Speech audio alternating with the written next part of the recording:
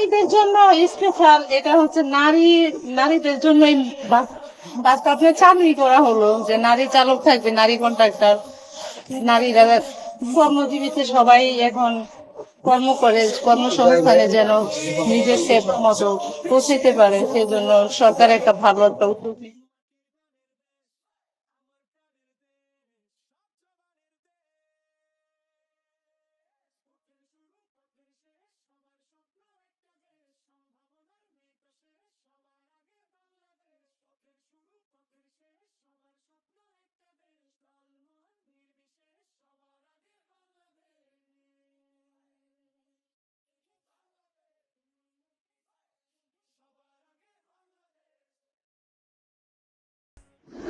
সবচেয়ে বড় কথা, অনেকেই অনেক ধরনের কথা বলেছে যে নারী চালক আসনে, চালকের আসনে নারী, কিন্তু আমি কিন্তু যথেষ্ট পরিমাণ মানে কমফোর্টেবল একজন নারী। আপনারাও আছেন আমাদের সাথে, দেখলেন সে কিন্তু খুব সুন্দরভাবে আমাদেরকে চালিয়ে নিয়ে এসেছে।